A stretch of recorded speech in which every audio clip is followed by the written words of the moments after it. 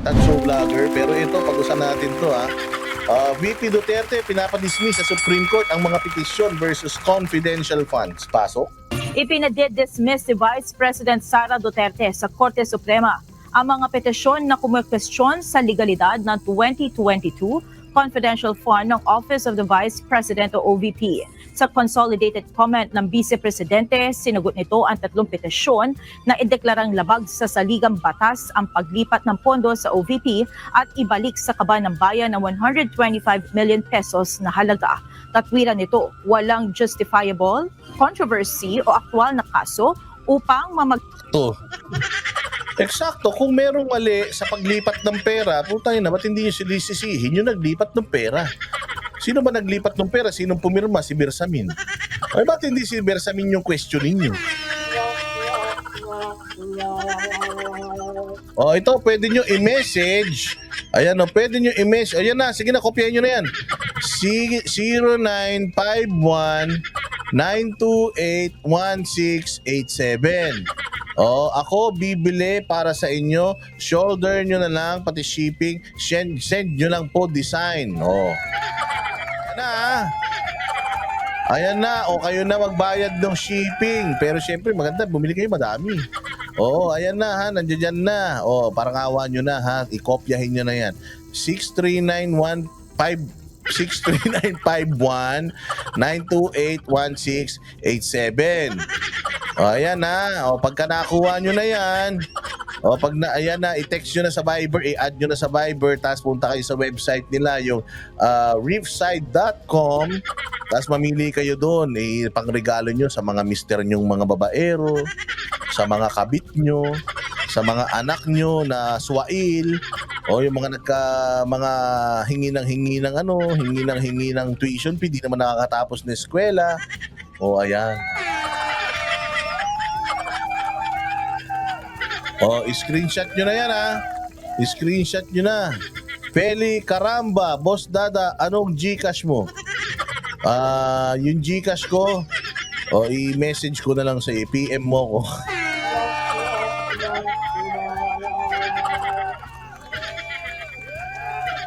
Oo ha, live selling ba ito? O wala nang banatan, live selling na to. Mas maganda pala pag live selling eh. Di ba? Mas maraming nag-i-interact. O ayan na, tandaan nyo yung number ha. Baka naman tanungin nyo pa yan ha. O, ayan Feli Caramba, maraming salamat sa iyo Feli ha, sa iyong pagnanais. Sabi niya, Boss Dada, anong Gcash mo? Hindi ko kasi nilalagay yung Gcash ko dyan eh. Oo, mayaman na kasi ako. Pero kung talagang mapilit ka, kung talagang gustong-gusto mo talaga, Feli Caramba, ibibigay ko sa iyo yung Gcash ko. Pero konting pilit pa.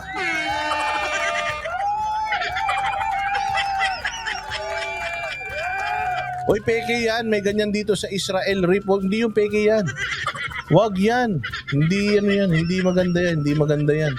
Pangit yan. Feli Caramba, we are watching you from Israel. Hi from Israel. How are you? Okay na ba kayo dyan? Wala na bang mga gera-gera dyan? Ingat kayo dyan ha. Hindi porket tahimik na dyan, huwag kayo masyado labas na labas. Tsaka ipon na agad, ipon na mabilis. Tapos pag nakaipon, uwi na agad sa Pilipinas ha. Huwag na kayo magstay dyan ng matagal kasi mahirap magulo dyan sa, sa bansa na yan. Oy, pasaway ako. Ano yan? Hindi ka naniniwala mayaman ako? Ganun talaga. Kano maingay? Naman Kano maingay? Dito na nga lang tayo mayabang eh. Dito na lang tayo mayabang. Tapos paano po i-claim ang freebie? May freebie ba yung bibili nyo sa website? Kung may freebie yung bibili nyo sa website, yung freebie akin na.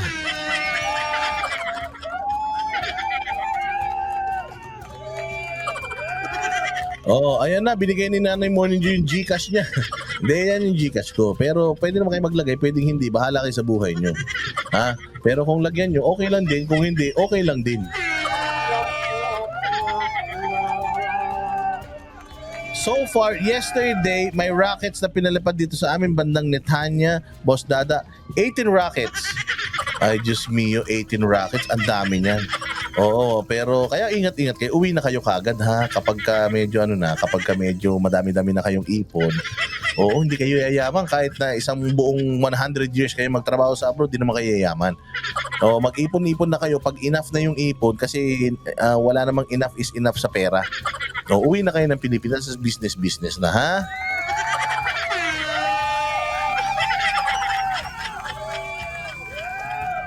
Ayan na, bahala na kayo dyan. So, sige, diretso pa natin to. Yun nga yung na wala na naman ako. Ito nga si Sara Duterte. Ano namang masama doon sa kanyang pera? 125 million, hindi naman niya dinispalko, napunta naman sa mga proyekto, ginastos siya ng halos ng wala pang isang buwan dahil nga dumating sa kanya, December na, tapos kailangan by January, bagong budget na. So ginastos niya talaga. Ngayon, utog na utog, itong Makabayan Black, bakit daw ang bilis na gastos? Kayo nga, sa 3 taon na pamumuno niyo dyan, ang dami niyong nanakaw eh.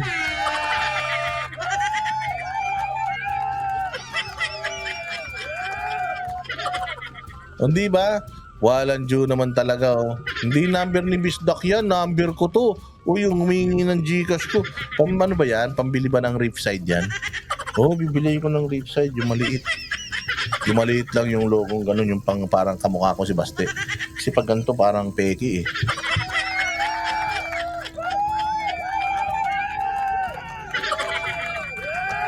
Sige, play pa natin. Pagitan ng Korte Suprema sa issue. Binigyan diin ng kampo ni VP Sara, walang tinamong matinding pinsala ang mga petitioner dahil sa ginawa ng respondent o ng pangalawang Pangulo pagdating sa paggamit ng pondo ng OVP. Malinaw ha, walang naging problema, walang kaso, walang naisampa sa ombudsman, sa COA, walang naging problema. So, kaya kailangan ang Supreme Court ay ibasura na ito dahil this is a waste of time. Okay? Saan na si Banat Bay? Tinan nyo nga si Banat Bay, ba't hindi na naman nag-live yun? Banat Bay, matutulog pa ako. Saan ka na? Bilisan mo mag-live, Diyos mio. Sige, isa pa to. Itong kay Pastor Apollo Quilboloy naman na nilipat ng Supreme Court ang kanyang mga kaso sa Quezon City. Ewan ko kung bakit. Nilipat sa Quezon City yung kanyang mga kaso from Davao daw dahil baka ma-impluwensyahan ang pagdinig. So ano yun? Wala kayong tiwala sa mga huwes, sa mga korte sa Davao? Baka mas maganda pa yung mga korte nila kaysa sa inyo. Ha? Sige, tingnan nga natin to yung kay Pastor Apollo. In an official statement released by Unavailable? Bakit?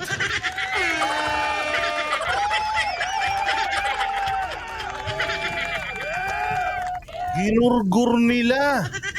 Baka binawi na. Magandang balita, mukhang binawi, biglang video is not available. Bakit? Wala pala kayo eh. Takot pala kayo eh. Akala ko matatapang kayo, takot pala kayo.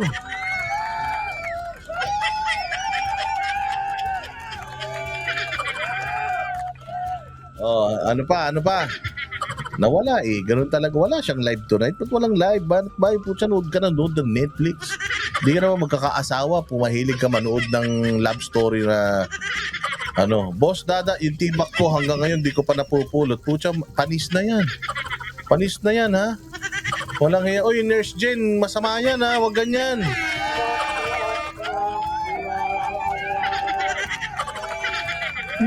Pati panty mo, ikaw talaga pati panty mo, dito mo pa hinahanap ha. Baka mamaya amoy daing yan. Not feeling well? Ang daldal kanina niyan. Habang nandoon nga kami sa sa may tawag diyan, yung nandoon kami sa may SMNI, tawag diyan yung dot ng dot, Shopee ng Shopee. Queen of Tears. Hindi ko kasi ano ba yan? Yung Queen of Tears na yan, maganda ba? May in love ba si Banat Bay? Sana pagtapos siya makapangasawa na yan. Kasi bali-balita sa mga kabilang bali-balita sa mga kabilang vloggers na mga tolongges, si Banat Bay daw nakabuntis. Ha?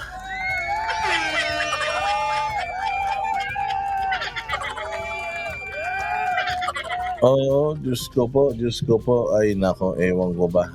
Eh, ganun pa man. Matulog na tayo. Bukas na tayo ulit magrambulan, no? Okay ba yun? Okay ba yun?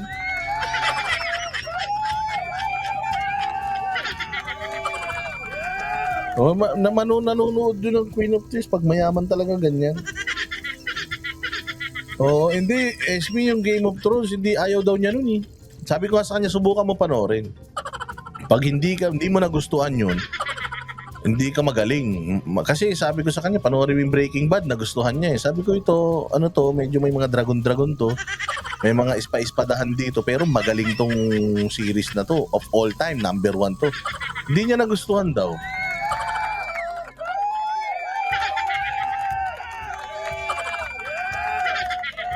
Oh, di ba? Hindi daw niya nagustuhan kaya wala tayong magagawa diyan. Oo, Vikings. Ayan, hindi ako napanood ng Vikings kasi hindi pa tapos. Oo, yung Jarsky, yung Chupartacus. Hindi ko pa rin napanood diyan. Oo, medyo kung hindi siya kasing ganda ng Game of Thrones, hindi ko panonoorin. Yun ang problema ko. Yun ang problema ko. I always compare. Halimbawa ito, I always compare what I'm watching or what I've watched doon sa bago kong pinapanood. If mga pilot episode hindi ako napabilib, ibig sabihin hindi na ako mapapabilib nung series na yun. Kaya wala, hindi ko na panonoorin yun. Yung si Ragnar, 'di ba, yung si Vikings, puta yun yan. Ayoko yung mga fight scenes doon, alam mo lilima lang yung nag-iispadahan. Oo, pangit, baduy.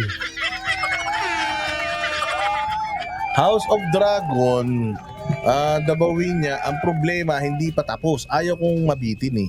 Ayaw kong manood ng hindi pa tapos, ma'am. Pero pagka natapos yung House of Dragon, saka ko panonoorin yan, isang largahan.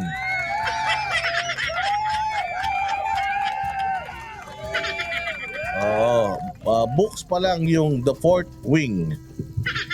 The Eighth Show, maganda. Mala Squid Games. Ay, ayaw ko ng Squid Game.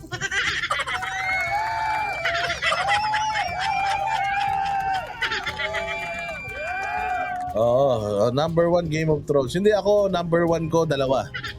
Breaking Bad tsaka Game of Thrones. Tapos ayan na, yung mga ano pa ba yun? Ayoko ng mga vampire. Ayoko nun kasi ang pupogi ng mga lalaki doon, naiinis ako. Pag pinapanood ko yun, inis ako dahil ang pupogi ng mga lalaki hindi sila nadudumihan. Kahit ang pagulong-gulong sila sa putik, pag tayo nilang ganun, pogi pa rin sila, mapuputla pa din sila. So ako Breaking Bad, yes, Ma'am Dabuhin niya, Breaking Bad, number 1, then Game of Thrones. Tapos yung mga Suits, yung Big Bang Theory.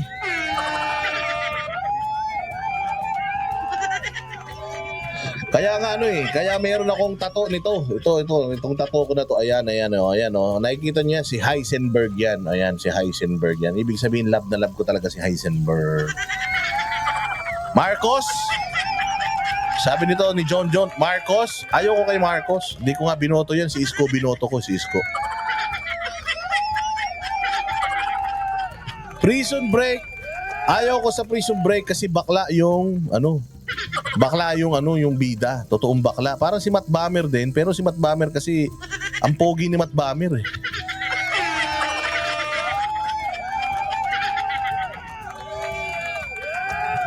The Walking Dead, ayaw ko ng zombie.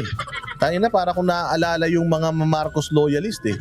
So hindi mo ako mapapanood yan. The Witcher, ayaw ko kasi tunog teacher eh. Ayaw ko ng teacher.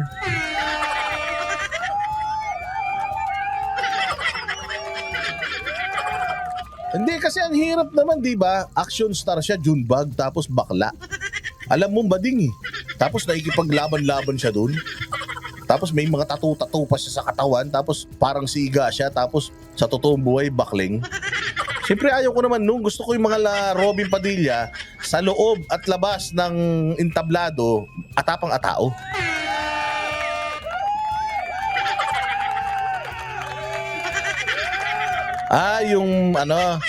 Yung money heist, mapapagano ka, heist.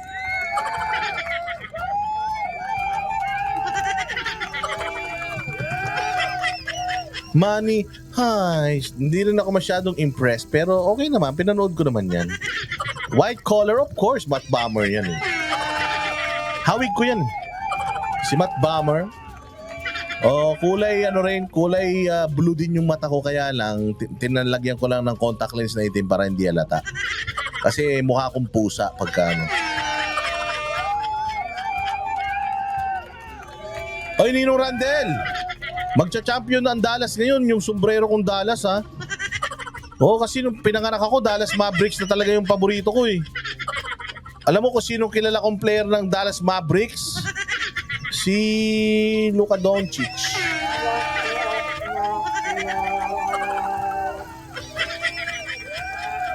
Dati pinanood ko din yung Ang Probinsyano.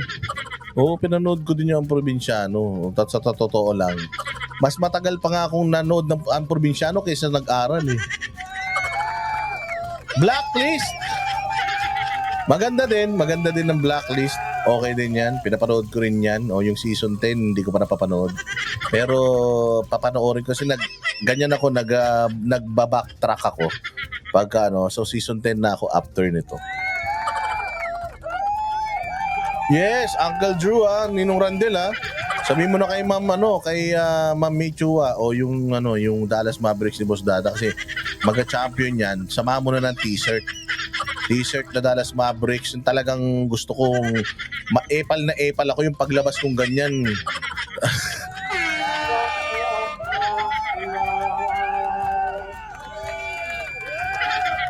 Hindi ba? Blacklist, naiyak ako. Wag ka na spoiler naman nito ni Junebug. Junebug, visit ka. Maiyak. Alam ko mamamatay si mamamatay si sino ba yun? Yung bida ron. Si Reddington. Kaya nga feeling ko, kaya ako madaldal dahil kay kay Reddington. Anyways, kwentuhan na lang to, ganito na lang. May trabaho pa tayo bukas. Baka naman pwede tayong matulog na, tapos magtrabaho naman tayo, tapos bukas mag-live tayo ulit, natapos ko din yung Equalizer 1, 2, 3, maganda yan. Si Denzel Washington, hindi yan hindi yan si-sequel, Hindi nagsi-sequel yan. Pero alam mo, mas natuwa ako dito sa Equalizer 1, 2, 3 kesa dun sa hayop na yung kay Keanu Reeves, putang ina nun, inis na inis ako, yung part 4. Yung Parabellum.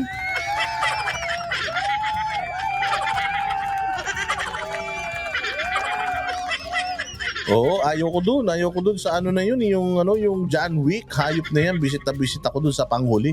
Lalo na yung hagdanan, yung umaakyat sila, putain na, anong oras na, hindi pa sila nakakapanik. Makakakyat siya, malalaglag na naman. Makakakyat, malalaglag na naman. Putain na, saan ka makakita, kalaban mo, bulag, tinalo ka pa.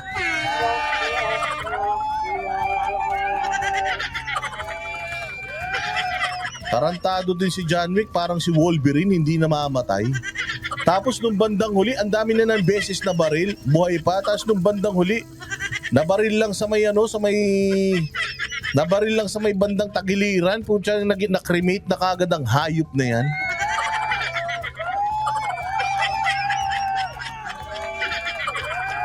Diba? Sino dito yung nanood niyan, ng John Wick na yan? Bisit ako, inantay-antay ko pa man din. Hayop. Ayun yan, namatay. Natay nung bulag.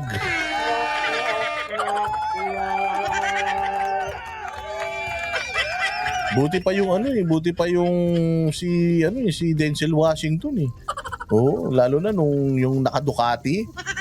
Nung pinatay ni Denzel Washington yung tuwan-tuwa ako talaga eh, yung mayabang na na kontrabida ron. Tuwan-tuwa ako, ang galing din ni Denzel Washington. Kahit kahit na Jolin lang kayang pumatay ng tao.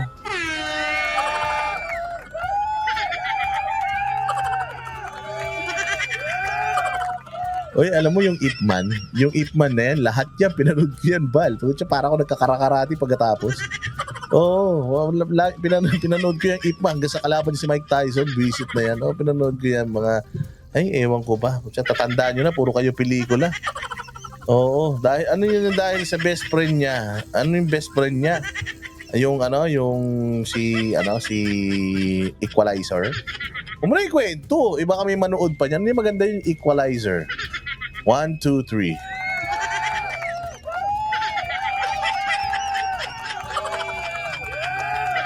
Oh, hindi ba? Oh, kaya may resurrection daw si putang ina si John Wick, mabubuhay pa siya. Nakalibing na. Ano siya, immortal? Oh, walang hiya naman kayo. Sobra naman na yun pag nabuhay pa yun. Oh, sige na, bukas na tayo. Marami pa tayong dito pag-uusapan yun. Napagod na ako. Kakabenta ko ng ripside. Ma'am Dabawinya, baka meron akong ano dyan, ha? Baka meron akong commission dyan, ha? Mukhang maraming o-order, ha? Oo. Ano mo, mag-order ka ng mga maraming yung gawa sa gabi tsaka sa sampagitan na damit, ha?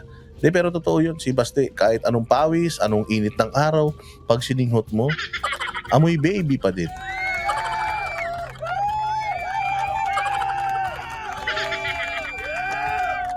Oh, Queen of Soul, ayoko niyan, babae bida. Oh, dali na. Hindi na ako. Oo nga, tapusin na natin 'to para bukas mag-live tayo ulit. Ano ba bukas, Miyerkules? Oh, marami pa tayong mga pag-uusapan dito. Miyerkules, total hindi naman na natin aawayin si Bisdak. Dahil love na natin ulit si Bisdak. Pagdating pa lang natin, bakbaka na kagad, ha. Wala nang bati-bati, mag-topic-topic na tayo. Pending natin ang haba, ang dami nating topic. Kaya kailangan talaga magdalawang beses ang araw tayo. Banat Bay na, meron ba? Nandiyan dyan na si Banat Bay. O, sige na. Because of that, again, maraming salamat sa inyo. Sabi ko nga sa inyo, mga bossing, yung mga vloggers na yan, love natin yan. O, kayo lang mga viewers, nakikinood na lang kayo, nakikichismis pa kayo, pinag-aaway nyo pa yung mga vloggers. Kung ayaw nyo manood dito, wag kayo manood dito, ha? Oo, para hindi napapahamak yung mga vloggers na ina-idolize nyo. Dahil dito sa atin, wag mong yayabangan ng Banateros dahil pag niyabangan mo yung Banateros, mas mayabang yung Banateros kaysa sa'yo. O kaya kung may mga nagsasabi, yung mga Banateros, malalaki ulo niya. Oo, talaga, malalaki na, mahahaba pa. At syempre, I hope na na-entertain kayo ni Boss Dada. And I hope na nakangiti tayong sasalubong sa umaga.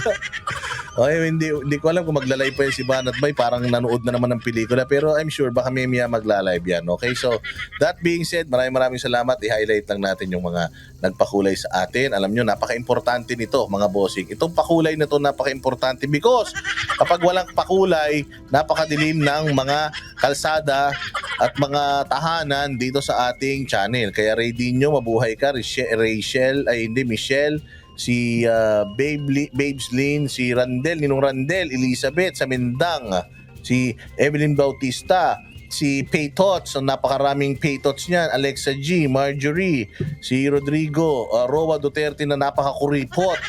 Oo, ayan Basti yung tatay mo, kausapin mo yan, si Paytots ulit, si Tess Taclob.